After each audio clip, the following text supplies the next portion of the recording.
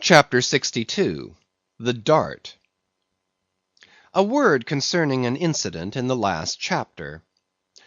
According to the invariable usage of the fishery, the whale boat pushes off from the ship, with the headsman or whale killer as temporary steersman, and the harpooneer or whale fastener pulling the foremost oar, the one known as the harpooneer oar. Now, it needs a strong, nervous arm to strike the first iron into the fish; for often, in what is called a long dart, the heavy implement has to be flung to the distance of 20 or 30 feet. But however prolonged and exhausting the chase, the harpooneer is expected to pull his oar meanwhile to the uttermost. Indeed, he is expected to set an example of superhuman activity to the rest, not only by incredible rowing, but by repeated loud and intrepid exclamations. And what it is to keep shouting at the top of one's compass, while all the other muscles are strained and half started; what that is, none know but those who have tried it. For one, I cannot bawl very heartily and work very recklessly at one and the same time.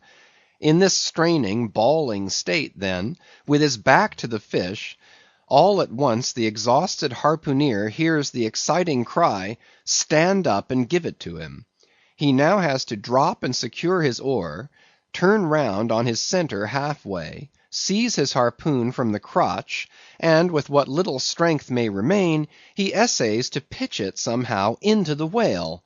No wonder, taking the whole fleet of whalemen in a body, that out of 50 fair chances for a dart, not 5 are successful. No wonder that so many hapless harpooneers are madly cursed and disrated. No wonder that some of them actually burst their blood vessels in the boat. No wonder that some sperm whalemen are absent 4 years with 4 barrels.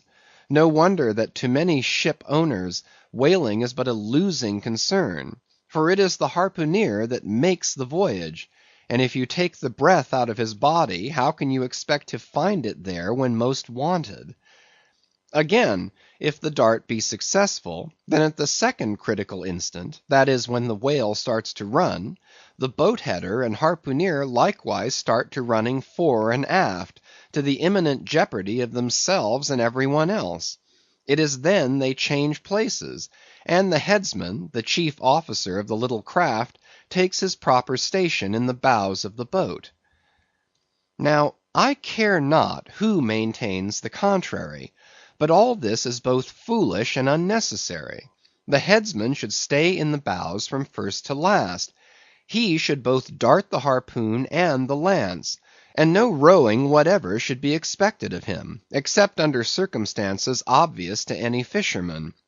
I know that this would sometimes involve a slight loss of speed in the chase, but long experience in various whalemen of more than one nation has convinced me that in the vast majority of failures in the fishery, it has not by any means been so much the speed of the whale as the before described exhaustion of the harpooneer that has caused them.